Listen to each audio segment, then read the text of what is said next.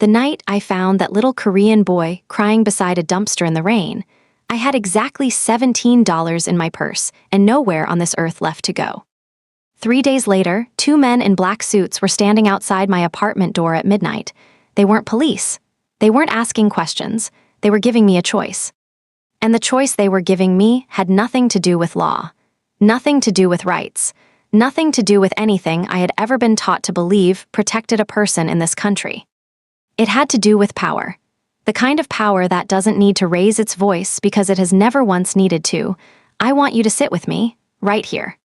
Because I have never told this story to anyone, not my sister back home in Lagos, not my pastor, not the woman upstairs who sometimes slips soup under my door when she thinks I'm having a hard week. I have carried this inside my chest for 4 years like a stone I was afraid to put down, because putting it down meant facing everything it cost me, and everything it gave me. My name is Amaka. I am 51 years old. I came to America from Nigeria 17 years ago with a nursing certificate, a borrowed suitcase, and the particular kind of belief that only someone who has never been truly broken carries, that if you work hard enough, keep your head down, and trust God, things will eventually make sense. But let me not start there. Let me start on a Tuesday in October, because that Tuesday is where everything begins. I had been fired. Greenfield Home Care Agency in Queens, New York, 6 years. $11.40 an hour. Gone in one 10-minute conversation with a supervisor who couldn't say my name correctly and never once tried. She said, staffing model changes. She said, position eliminated. She slid a paper across the desk and told me today was my last day. I said, God bless you, and I left. I didn't cry until I was in the elevator. Then I cried until the elevator reached the lobby, and I stopped, because the security guard near the door had kind eyes, and I did not want his pity. I walked to my locker. Someone had already packed my things into a garbage bag. I picked it up without saying a word, and I walked out into a Queens afternoon that smelled like rain coming. I counted my money at the bus stop. $17, that was it, that was the whole number. After 6 years of arriving before sunrise and leaving after dark. After 6 years of holding other people's parents through their last hours when their own families couldn't bear to be in the room. $17 was what remained between me and nothing. I sat on that bench with the garbage bag between my feet, and I did the arithmetic the way poor people always do. Rent due in 12 days. Bank account holding $203. The gap between that and what I owed was not a gap. It was a canyon. The rain started. I didn't move. I was sitting there, staring at the cracked sidewalk when I heard him, a child crying. Not the loud, demanding cry of a child who has dropped something they wanted. This was quieter, more frightened. The kind of crying that happens when someone has been at it for a very long time and is running out of the energy to continue. I looked up. Beside the dumpster at the corner of the building next to the bus stop, tucked into the small shelter the dumpster's lid provided from the rain, was a little boy. He looked about 4, maybe 5 years old. Korean, small, with a thick dark raincoat that was too clean and too expensive for this neighborhood. His shoes, little yellow rain boots, were the kind that cost more than I made in a day. He had no umbrella, no bag. Nothing with him except himself and his tears and a small stuffed rabbit he was pressing to his chest, so hard it looked like he was trying to push it straight through his body. He was completely alone. I looked up and down the street. No parent running, no adult searching, calling a name, no one watching him. Just the rain and the traffic and the city moving past a frightened little child as though he were part of the scenery. Now, I need you to understand something about that moment. I had $17. I had no job. I had a garbage bag containing the entire evidence of 6 years of my working life. Every logical bone in my body said, get on the bus, Amaka. Focus on your own catastrophe. But I am my mother's daughter. And my mother used to say, when God places a child in your path, Amaka, he is not asking for your permission. He is asking for your hands. I got up. I walked over to that dumpster in the rain, crouched down to the child's level, my knees complaining the whole way because I am not a young woman, and I said softly, Hey, sweetheart. Are you okay? He looked at me. His eyes were enormous. Dark brown and swimming with tears, and behind the tears was something I recognized the moment I saw it. Pure terror. The rain was falling harder now. I could see his small lips had gone pale. His fingers, wrapped around the rabbit, were trembling, and not from cold alone. This child had been out here too long. I said, "It's okay, I'm not going to hurt you. Where is your mama?" He pressed himself further back against the dumpster. I didn't reach for him, I didn't try to pick him up. I simply stayed at his level in the rain, close enough that he could see my face clearly in the fading afternoon light. I let him look at me. I let him decide. My mother also used to say, "You cannot rush trust into a frightened heart. You can only make yourself safe enough for it to arrive on its own." I reached into my garbage bag because that is where my life was now. In a garbage bag, and I found the small pack of peanut butter crackers I'd been carrying since breakfast. I opened them and held one out to him on my palm. He looked at the cracker. He looked at my face. He took the cracker. I called 311. I waited on hold. I was transferred twice and explained the situation to 3 different people who all said someone would come. I stood there in the rain for 25 minutes while the sky went dark and the temperature dropped and no one came. The child's lips were turning blue. That was the moment. That single image, a 4-year-old boy with blue lips in a queen's rain while 3 different government phone operators promised help was coming. That was when the decision made itself. I took him home. I knew exactly how that would look. I am a Black African woman in America. I knew the story that writes itself when a woman who looks like me is found with a child who looks like him. I knew it the way you know certain things in this country, not from a book, but from the bone. But I also knew that blue lips in October rain do not wait for paperwork. I called 911 the moment we were inside my apartment.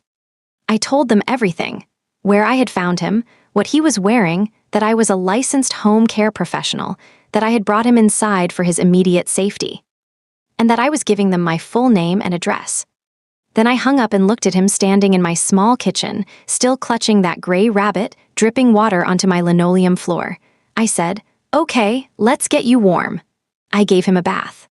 I found a large t-shirt of mine that became a nightgown on him, wrapped him in a towel, and sat him on my couch. I made warm milk with a little honey, my mother's recipe for frightened children, and I sat beside him and said nothing.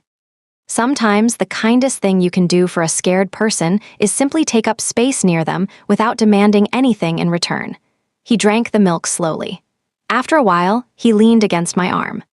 "I need to tell you something now, something I have only said to God and to my sister Ngozi. I had a son once. His name was Emmanuel. He died at 9 months old in Lagos before I came to America. An infection that arrived fast and left nothing behind.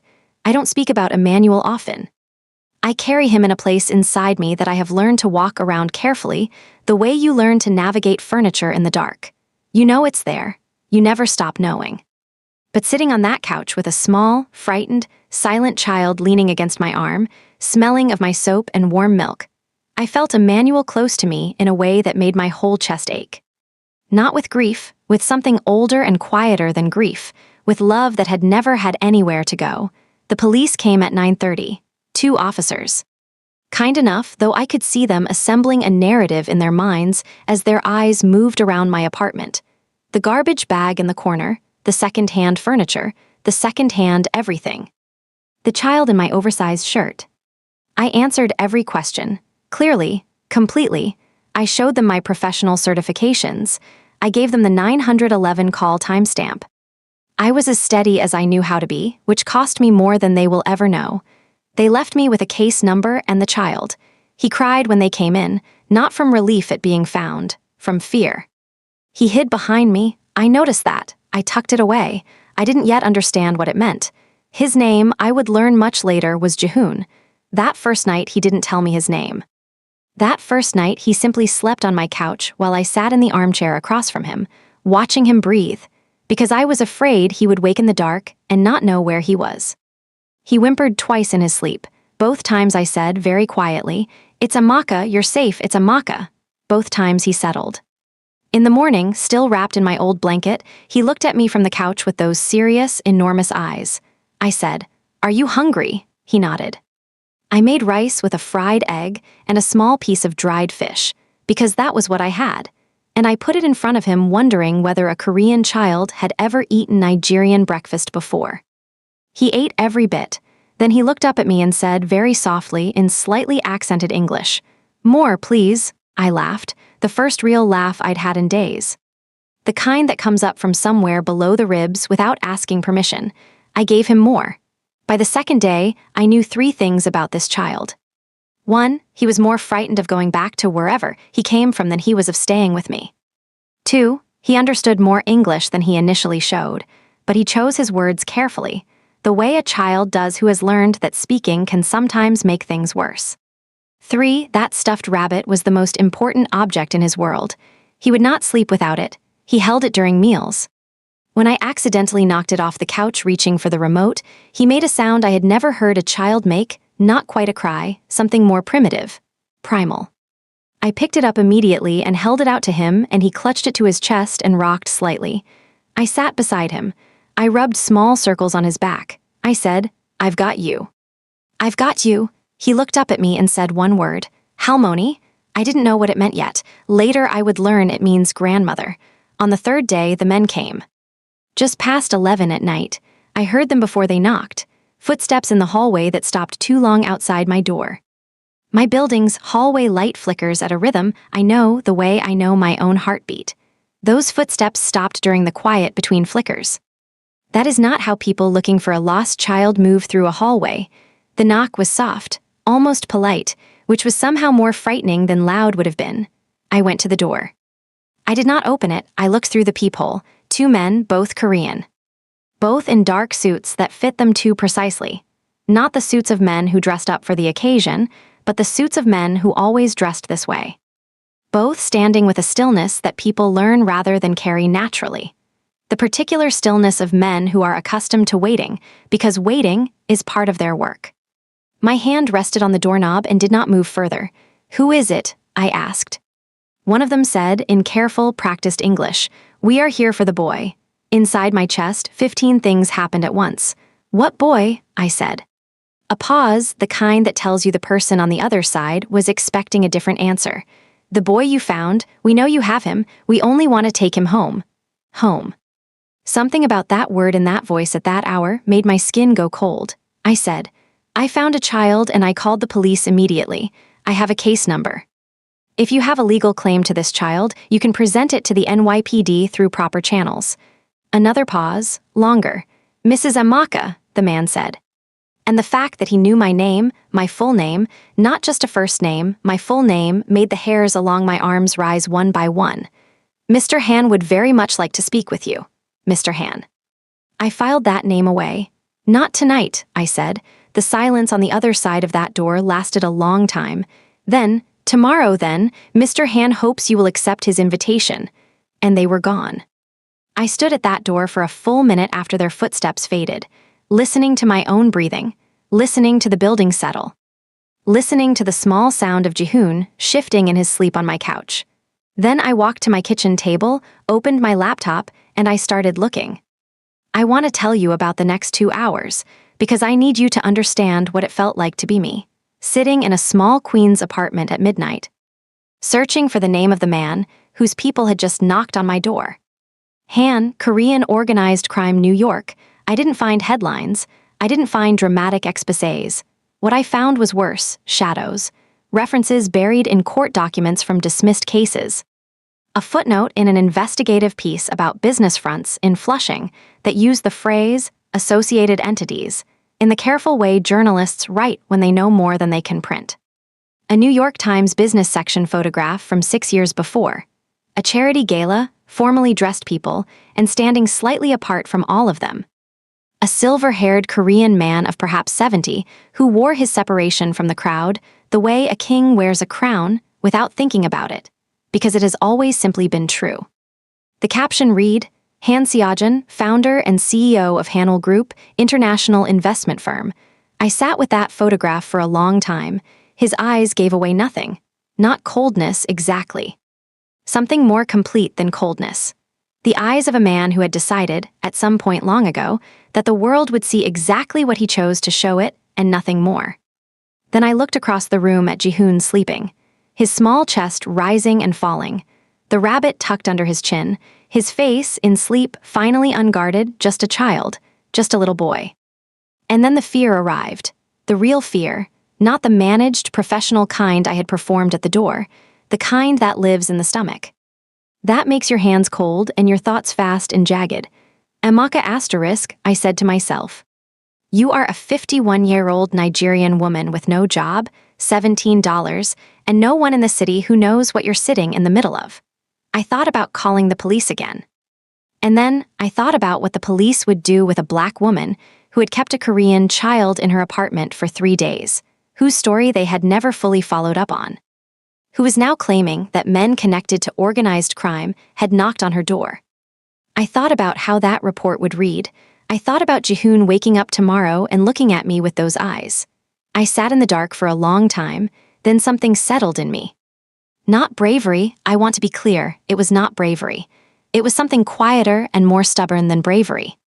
The particular stubbornness of a woman who has crossed an ocean alone, buried a child, and spent 6 years keeping strangers' parents alive with her bare hands.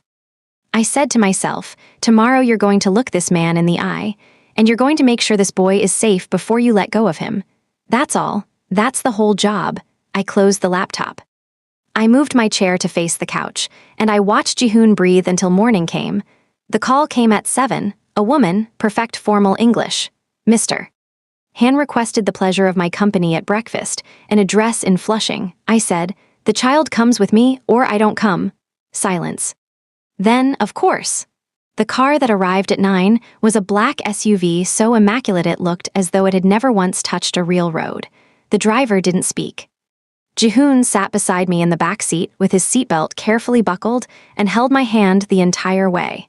He didn't look like a child being taken home. He looked exactly the way he had looked beside that dumpster. I held his hand tighter. He pressed his fingers between mine and held on. We drove through Flushing, past restaurants with hanging ducks in their windows, past markets with fruit stacked in precise pyramids, past old men playing cards outside against the October cold, as though cold were simply another opponent to be managed. And then we turned onto a quieter street and stopped before a building that looked, from the outside, like nothing remarkable. A dry cleaning business. But when the driver led us through a side entrance and down a corridor and through a second door, we entered a room that had nothing to do with dry cleaning. A dining room. Long and quiet, a table of dark polished wood set for a formal meal, calligraphy scrolls on the walls. A single large window overlooking a courtyard garden, bare now in October, but shaped in a way that told you it was magnificent in the right season. There was a stone lantern in the center of it, and even without leaves, even without flowers, the garden had a kind of order to it that felt intentional and old. At the head of the table sat Han Seojun. He was smaller than his photograph had suggested. Elderly, precise, silver-haired. He wore a suit with no drama in it that probably cost more than my rent. His hands, folded on the table before him, were the hands of an old man, deliberate, veined, controlled. He looked at me when I entered. Then he looked at Jihoon. Something happened in his face that he tried to control and almost managed. Jihoon, still holding my hand, pressed himself against my side. He did not run to his grandfather. I watched Han Seojun see that. I watched what it cost him. And in that single moment, before a word had been spoken, before tea had been poured, before any of the careful formalities of this strange morning had begun, I understood something about this old man that changed how I would speak to him for the rest of that day. He was not only powerful, he was lonely, and he had not known it until right now, watching his grandson choose a stranger's side over his. We sat. Food came, small, beautiful dishes that I ate carefully and with full attention, because my mother taught me that you do not dishonor someone's table regardless of what you think of them. A young woman sat quietly to the side. The interpreter, Han Seojun, spoke to Jihoon in Korean. Jihoon answered in a small voice, still not releasing my hand. The interpreter translated for me in a murmur. He asked if the boy was well, if I had treated him well. Jihoon said yes. He said, and the interpreter's voice was perfectly neutral as she translated, that Amaka made good food even though it was strange. Seojun looked at me for a long moment. He says you fed him well, the interpreter said. He ate well, I said. He wasn't a difficult child at all. Then Seojun spoke again. He asks why you kept the boy. Why you went only to the police and didn't try to contact his family directly. I met Han Seojan's eyes without looking away. Because I didn't know who you were, I said. I found a frightened child alone in the rain with lips turning blue. I am a caregiver by both training and nature. I took him somewhere warm and I contacted the authorities as the law required. Those are all of the facts. And if you had known who we were, I held his gaze, I would have done the same thing, I said, because my obligation was to the child. Not to his family name. The silence that followed that answer was long and specific. Han Seojan's eyes did not leave my face. Then he said something in Korean. He says he believes you, the interpreter said quietly. After the meal, Seojan asked staff to take Jihoon to a sitting room to watch television. The boy looked at me with something that was very close to panic. I leaned down to him, to his level, the way I had crouched beside that dumpster 4 days ago. I am going to be right here in this building, I said. I am not leaving without saying goodbye to you, I promise. He searched my face for the lie. He didn't find one. He went. Then Seojan and I sat alone at the long table, and he told me the truth. He told it carefully, without emotion, in the measured way of a man who has survived by never showing more than he intends. But the truth was there underneath the controlled words like a current beneath still water. Jihoon's mother, Min-young, Seojan's daughter-in-law, had fled her marriage 8 months before. His son, Yi-sung, was not, and this lived in the spaces between Seojan's words rather than in the words themselves, a good man. The marriage had begun as an arrangement. Min-young had become afraid. And fear, when it lives in a house long enough, eventually picks up a child and runs. 3 weeks before I found Jihoon, Min-young had been in a car accident. She survived. Barely. She was in a hospital in New Jersey, unconscious. And Jihoon, who had been in the car and had not been physically hurt, had walked away from the scene before anyone could stop him. Because at 4 years old, all he knew was that something terrible had happened, and when terrible things happen, you run. He had been alone for 3 days before I found him. When Seojan finished, the room was very quiet. I said, "How did he eat for 3 days?" Seojan blinked. As though that specific question, the most practical, the most human question, had genuinely not occurred to him. "We don't know," he said. "He's 4 years old," I said. He survived 3 days alone in Queens, and the moment someone sat with him in the rain and offered him a cracker, he accepted it. I paused. That tells you something. Not just about these 3 days, about longer than that. The silence that followed was the longest of our conversation. Han Seojan looked down at his hands on the table. And for one moment, one single, unguarded moment, the composure slipped. He looked like what he was beneath everything else. An old man who had built something vast and somewhere along the way had lost the human things inside it, and who was only now, at 73, beginning to truly count the cost. I was about to speak when the door opened. Yi-sung walked in like a weather system. He had his father's cheekbones and none of his father's stillness. Early 40s. Handsome in a way that had hardened into something else. And the moment his eyes landed on me, everything in his face went to a place I recognized immediately. The place people go when they have decided what you are before you have opened your mouth. He spoke in Korean, fast, clipped, sharp enough to change the temperature of the room. The interpreter went very still. I looked at her. "Please," I said. She looked at Seojan. He gave a small, slow nod. "He asks," she said carefully, "who gave this woman permission to sit at this table. He is asking why his son was left in the care of a—" She stopped. "Go ahead," I said. She kept her voice neutral. "A poor African woman with no family here." I let the words land. I let them sit in the room. I did not look away from Yi-sung. "Your son," I said, "sat beside a dumpster in the rain for 3 days after watching his mother hurt in an accident. He hadn't eaten properly. He was terrified." I sat down in the rain beside him, and I did not ask what his grandfather was worth or what his family name meant. I gave him warm milk and a safe place to sleep. I paused one breath. "You are welcome to be angry about that if it helps you." Yi-sung stared at me with something that moved through contempt and arrived somewhere more complicated. He turned to his father and spoke rapidly. Seojan answered him in a single quiet sentence, 4 words, perhaps 5. Whatever those words were, they hit Yi-sung like a hand pressed flat against his chest. He stopped completely. His jaw tightened. Something moved behind his eyes, not humility, but the recognition that this particular ground was not his to stand on today. He left the room without speaking again. The door closed behind him. Siajan looked at me. I held his gaze and said nothing, because some silences, if you fill them, you ruin them. I thought that was the hardest part. I was wrong.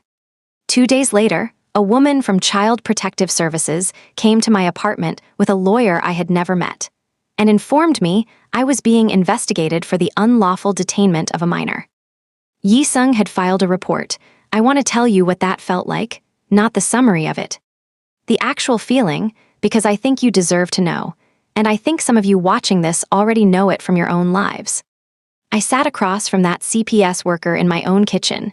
In the home, I had kept clean and decent on $11.40 an hour, and I watched her eyes move around the room the way a person's eyes move when they are looking for the story they already came in believing.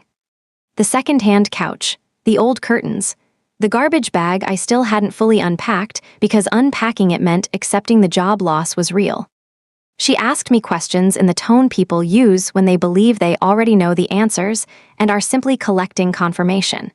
Had I taken the child without permission? Had I restricted his movement? Had I prevented him from contacting his family?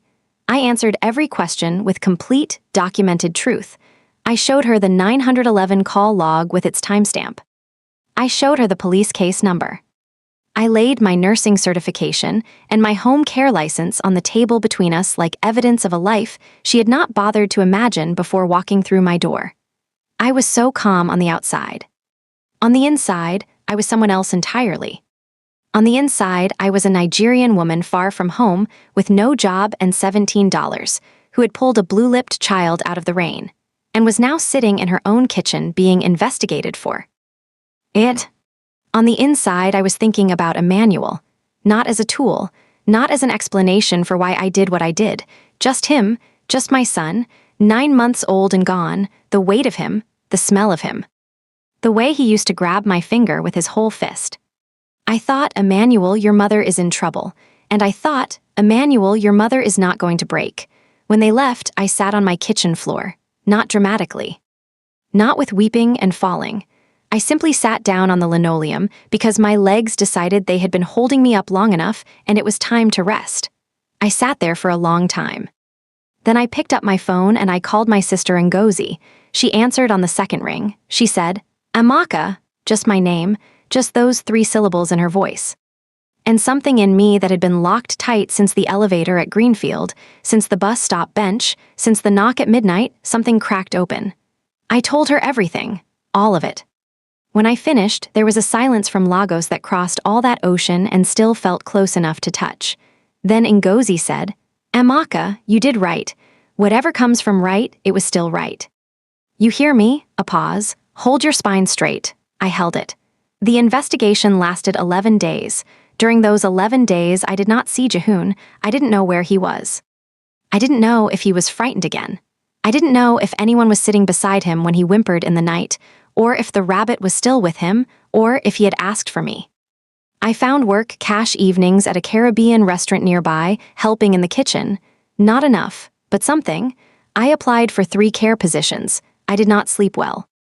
I thought about Jihoon every single day, not because of the Mafia, not because of the danger. Because he had leaned against my arm on that couch, and I had felt Emmanuel close to me.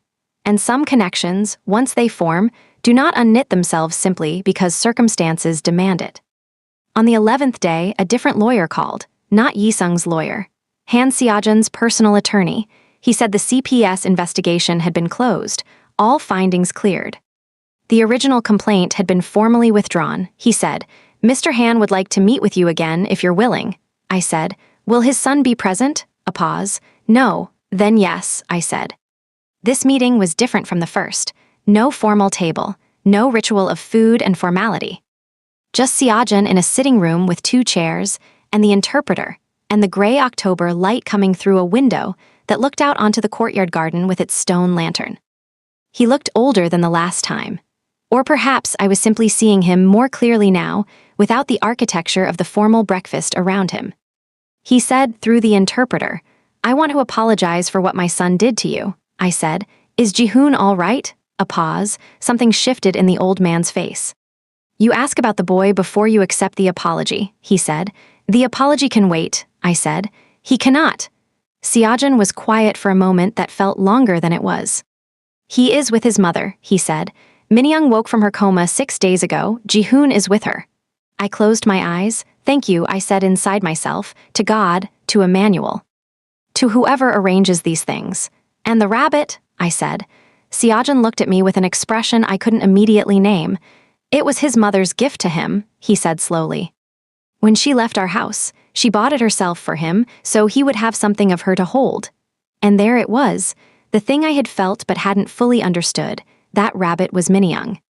When Jihoon pressed it to his chest in the rain, when he rocked with it after I knocked it off the couch, when he tucked it under his chin in sleep, he was holding his mother. In the only form he had left of her. A 4-year-old boy in a strange city, alone and terrified, pressing his mother to his heart with everything he had. I pressed my hand to my mouth. Then I lowered it and looked at Siajan directly. I'm glad he's with her, I said. Siajan nodded. Then he said something I wasn't prepared for. Tell me about yourself, he said. Not what he could do for me, not the business at hand. Tell me about yourself. So I told him. I told him about Lagos and my mother and nursing school and the borrowed suitcase. I told him about Emmanuel, not as a reason for my choices. As himself, as a 9-month-old boy who grabbed my finger with his whole fist and left a shape in the world when he went that I have carried ever since. I told him about 6 years in Queens. About $11.40, about the garbage bag, about the bench in the rain.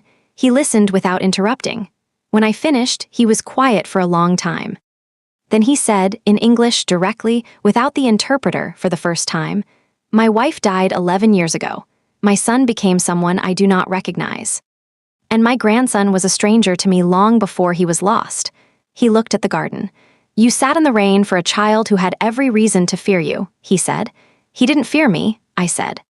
He feared whatever he had come from. I was just someone who sat down. Siajan turned back to me. And for a man whose face gave away almost nothing, what was in it right then was as close to naked honesty as I think he knew how to get. Now, I need to tell you about Yisung. Because I know you've been waiting for that thread to resolve, and it deserves more than a footnote. 3 weeks after my second meeting with Siajan, I received a call from Siajan's lawyer telling me that Yisung had demanded I be formally banned from any contact with the boy. That he was preparing to make additional complaints, that he was, in the lawyer's careful phrasing, escalating his position. I understood what that meant. I understood that a man like Yisung, whose power rested on controlling what the people around him could access, was experiencing me as a locked door he could not find the key for. And locked doors to men like that become obsessions. I also understood, from things Siajan had said between his careful words, that Yisung's legal position was not as solid as his money suggested. That there were proceedings connected to Minyoung's flight and the circumstances of the marriage that were very much still active. That Yisung's complaint against me had not only been withdrawn, it had backfired. Because the moment his lawyers began examining my 911 call log and the police visit timeline, they also began examining why his own family had not reported Jihoon missing through official channels. Why there had been no Amber Alert. Why 2 men in suits had knocked on my door at midnight rather than a social worker calling at noon. Those questions, once they existed in the legal record, did not go away quietly. I was not there when Siajan confronted his son. I have only what I can piece together from things said to me in the months after, but I know that the confrontation happened. I know that it was not gentle. I know that Yisung, in the end, stepped back from Minyoung and Jihoon's lives, not because he became a different man, but because continuing to fight cost him things he valued more than winning that particular battle. He is still who he is. I hold no illusions about that, but Jihoon and his mother are free, and sometimes that is the only justice that is available.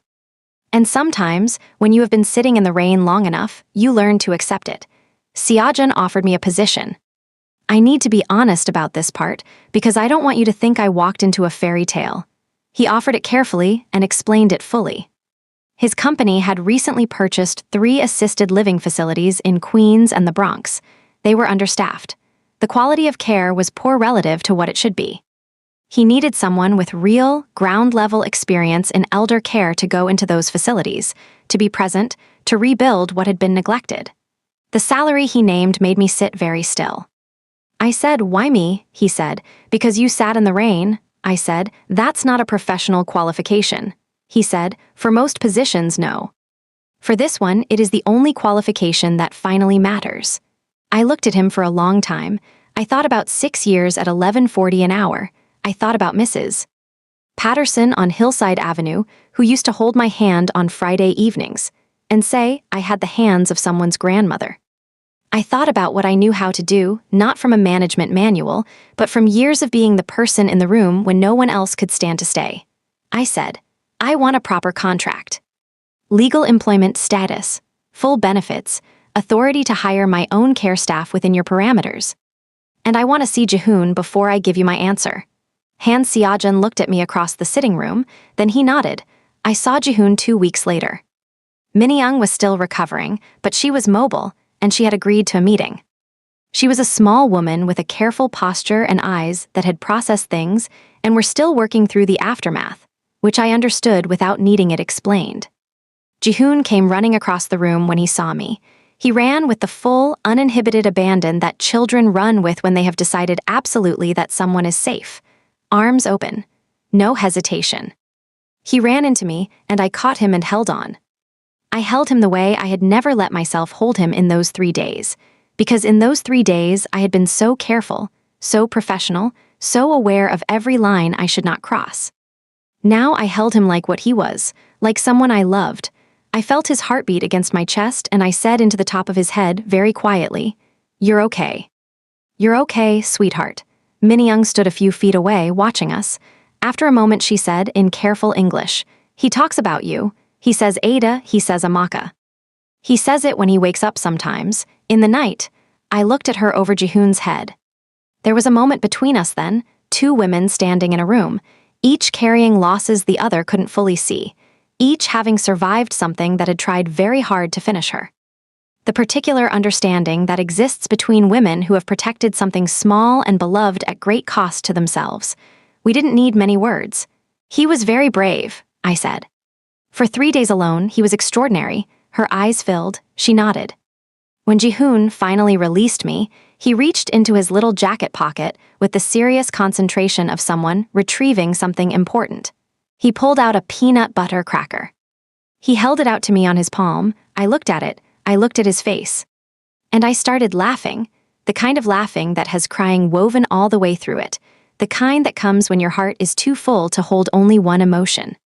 I said, "Are you feeding me now?" He grinned at me. His whole face changed with that grin. His eyes disappeared into it. He had a gap where a front tooth was starting to come in, and he looked in that moment like every good thing the world still contains. I took the cracker. I ate it. And something that had been locked in me since a manual, since the borrowed suitcase, since 6 years of arriving before sunrise and leaving after dark, something finally, quietly, opened. That was 4 years ago. I am sitting with you now in an apartment that is larger than the one I had then, not large, but genuinely mine. With a window that catches morning light and a small table where I eat breakfast slowly, because I have finally, at 51 years old, learned to eat slowly. I took the job. The first year was the hardest work of my professional life. 3 facilities, dozens of staff to assess and in some cases replace, budgets that needed fighting for, systems that needed rebuilding from the ground, residents who had been managed but not truly cared for, which are 2 things that look similar from a distance and are nothing alike up close. But I knew how to do it. I had been doing it for 6 years at $11.40 an hour. Now I was doing it at a scale that finally matched the weight of the work. Han Seojun and I met once a month. Those meetings were never easy and always honest, which is, I have come to believe, the only foundation worth building anything on. He was not warm in the way people use that word. He was not a grandfather figure to me, and I was not a daughter to him. We were 2 people who had each survived things that should have ended us, and we respected that in each other with an economy that worked.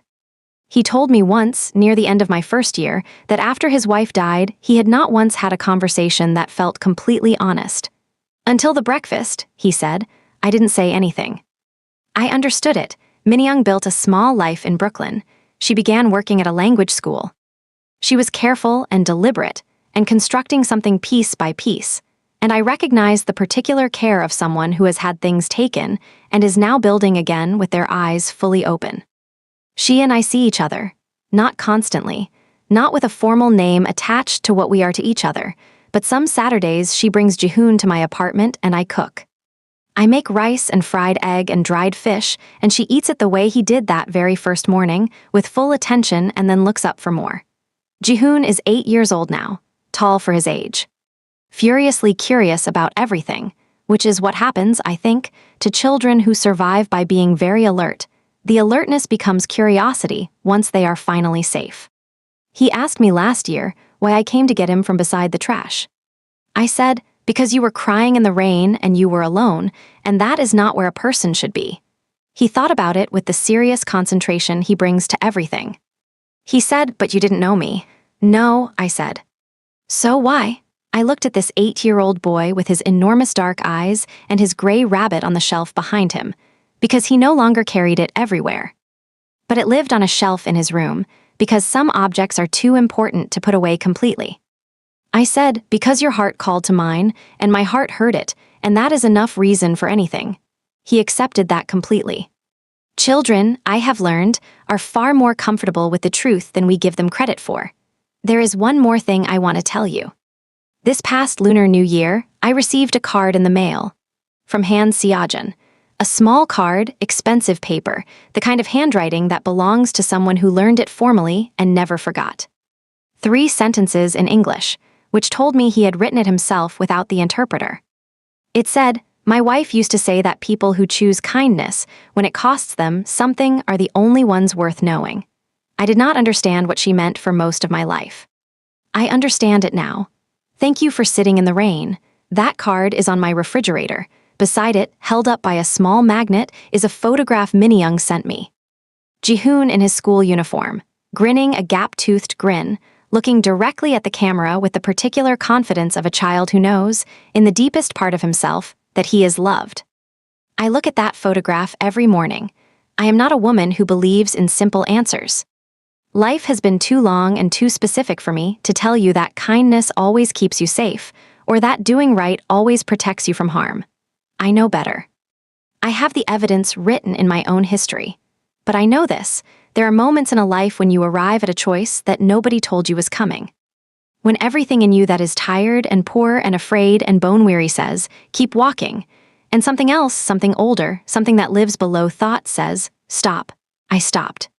Not because I was fearless, because I was my mother's daughter, because I had a manual in my heart, because a little boy was crying in the rain and I had hands. I thought losing my job was the end of my story. I had $17 and a garbage bag and a bench in the rain and nowhere left to go.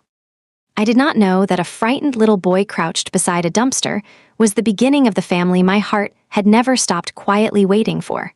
God does not always use doors. Sometimes he uses dumpsters, and rain, and a child who calls to your heart without saying a single word. Hold your spine straight, my sister Ngozi told me. I am holding it. I am still holding it. If this story reached something in you, if you have ever stopped when it would have been easier to walk on, if you have ever been the person crying in the rain, if you have ever discovered that the hand reaching toward you belonged to someone you never expected, tell me in the comments. Tell me your story. We are not as alone as this world sometimes makes us feel. And to every person watching who is down to their last $17, wondering if the kindness still in them is something they can afford, it is not a luxury. It has never been a luxury. It is the only thing that has ever truly multiplied. God bless you. And thank you for sitting here with me. Thank you for listening to this story. If it meant something to you, there's more like it here. You're always welcome to come back for more.